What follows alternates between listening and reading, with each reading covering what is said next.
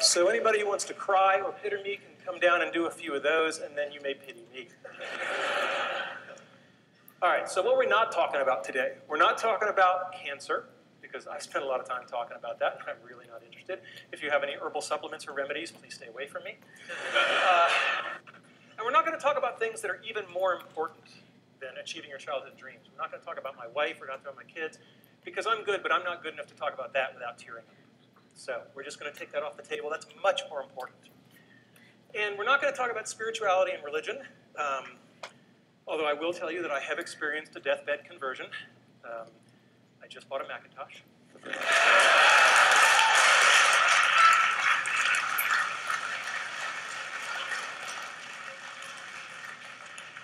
Now, I knew I'd get 9% of the audience with that, but... All right, so what is today's talk about then? It's about my childhood dreams and how I've achieved them. I've been very fortunate that way. How I believe I've been able to enable the dreams, of others. And to some degree, lessons learned. I'm a professor. There should be some lessons learned. And how you can use the stuff you hear today to achieve your dreams or enable the dreams of others. And as you get older, you may find that enabling the dreams of others thing is even more fun. So what were my childhood dreams? Well, you know, I had a really good childhood. I mean, no kidding around. I was going back through the family archives, and what was really amazing was I couldn't find any pictures of me as a kid where I wasn't smiling, right? And that was just a very gratifying thing. There was our dog, right? Aw, thank you. And there I actually have a picture of me dreaming.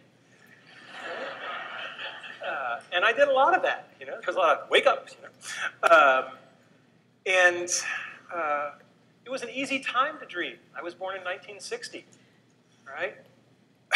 When you're 8 or 9 years old and you look at the TV set and men are landing on the moon, anything is possible. And that's something we should not lose sight of, is that the inspiration and the permission to dream is huge. So what were my childhood dreams? You may not agree with this list, but I was there. Being in zero gravity, playing in the National Football League, authoring an article in the World Book Encyclopedia. I guess you can tell the nerds early. Being Captain Kirk. Anybody here have that childhood dream? Not at CMU, no. I wanted to become one of the guys who won the big stuffed animals in the amusement park, and I wanted to be an Imagineer with Disney, right? These are not sorted in any particular order, although I think they do get harder, except for maybe the first one. Okay, so being in zero gravity. Now, it's important to have specific dreams. I did not dream of being an astronaut, because when I was a little kid, I wore glasses, and they told me, oh, astronauts can't have glasses. And I was like, I didn't really want the whole astronaut gig. I just wanted the floating. So, and as a child, prototype 0.0.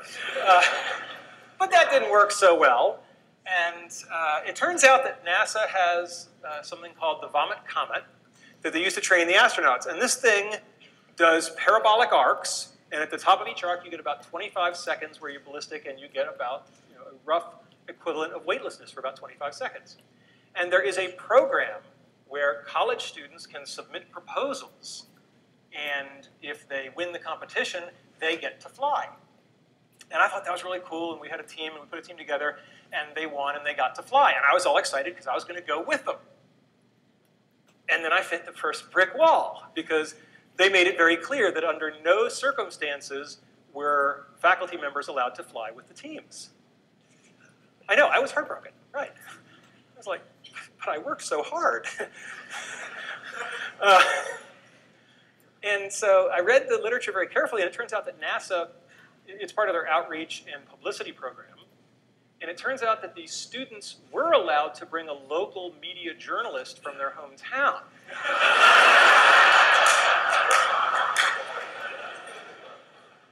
And Randy Pausch, web journalist. It's really easy to get a press pass. So I called up the guys at NASA and I said, I need to know where to fax some documents. And they said, what documents are you going to fax us? So I said, my resignation as the faculty advisor and my application as the journalist. And he said, that's a little transparent, don't you think? And And I said, yeah, but our project is virtual reality, and we're going to bring down a whole bunch of VR headsets, and all the students from all the teams are going to experience it, and all those other real journalists are going to get to film it. Jim Foley's going, ah, you bastard, yes. And the guy said, here's the fax number. So, and indeed, we kept our end of the bargain. And that's one of the themes that you'll hear later on in the talk is have something to bring to the table, right? Because that will make you more welcomed. And if you're curious about what zero gravity looks like, hopefully the sound will be working here.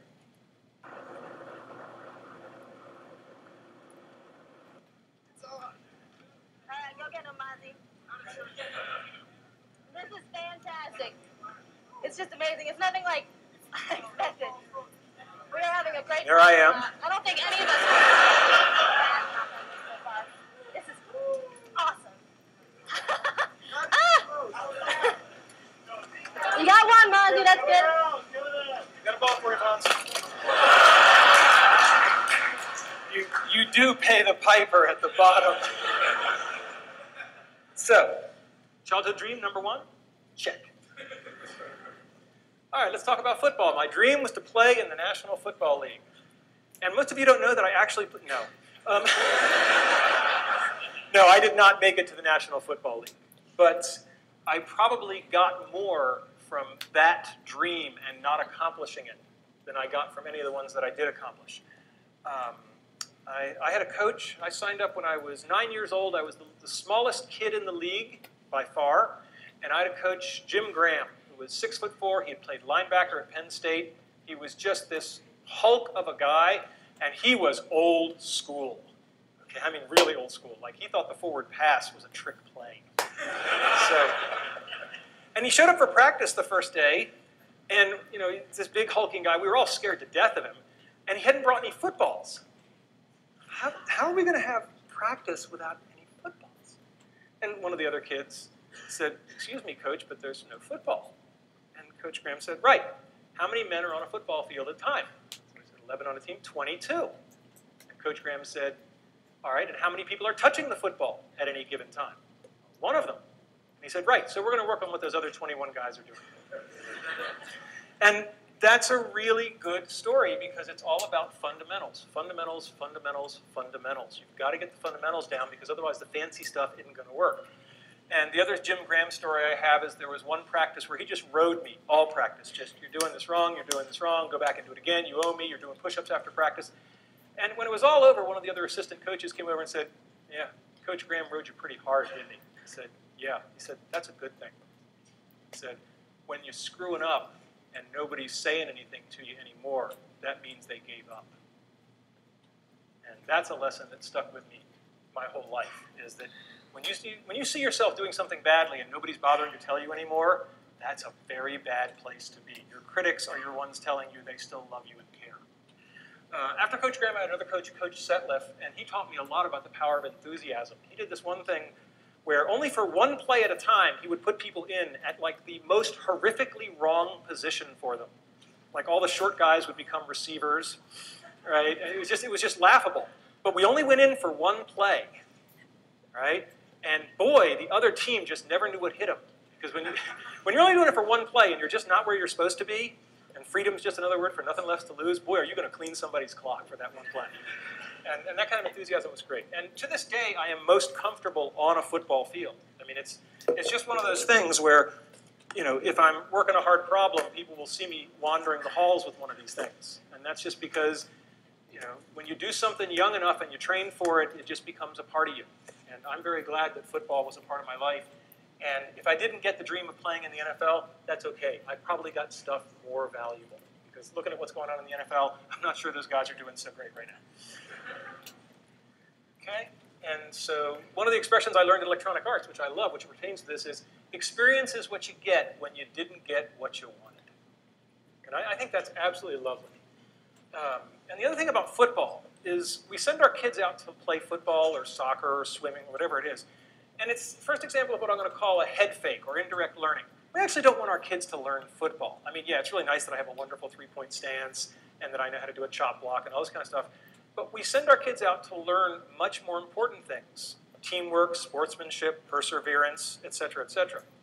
And these kinds of head fake learnings are absolutely important. And you should keep your eye out for them because they're everywhere. All right, a simple one, being an author in the World Book Encyclopedia. When I was a kid, we had the World Book Encyclopedia on the shelf. For the freshmen, this is paper. We used to have these things called books. And after I had become somewhat of an authority on virtual reality, but not like a really important one, so I was at the level of people the World Book would badger, they called me up and I wrote an article, and this is Caitlin Kelleher, and there's an article if you go to your local library where they still have copies of the World Book, look under V for virtual reality, and there it is. And all I have to say is that having been selected to be an author in the World Book Encyclopedia, I now believe that Wikipedia is a perfectly fine source for your information because I know what the quality control is for real encyclopedias. They let me in. All right, next one.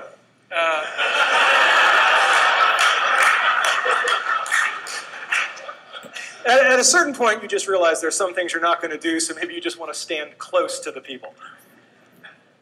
And I mean, my God, what a role model for young people. I mean, this is everything you want to be. And what I learned that carried me forward in leadership later is that, you know, he wasn't the smartest guy on the ship. I mean, Spock was pretty smart, and McCoy was the doctor, and Scotty was the engineer, and you sort of go, and what skill set did he have to get on this damn thing and run it? And, you know, clearly there's this skill set called leadership. And, you know, whether or not you like the series, there's no doubt that there was a lot to be learned about how to lead people by watching this guy in action. So, and he just had the coolest damn toys, right? I mean, my God, he, you know, I just thought it was fascinating as a kid that he had this thing, and he could, you know, talk to the ship with it, right? You know, I just thought that was just spectacular, and of course, now I own one, and it's smaller. So that's kind of cool.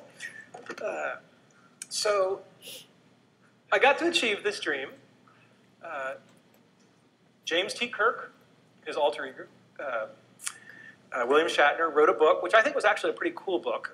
It was with Chip Walter, who is a Pittsburgh-based author who's quite good. And they wrote a book on basically the science of Star Trek, you know, what has come true. And they went around to top places around the country and looked at various things, and they came here to study our virtual reality setup. And so we built a virtual reality for him. It looked something like that. We put it in, put it to red alert. He was a very good sport. It's not like he saw that one coming. And it's really cool to meet your boyhood idol.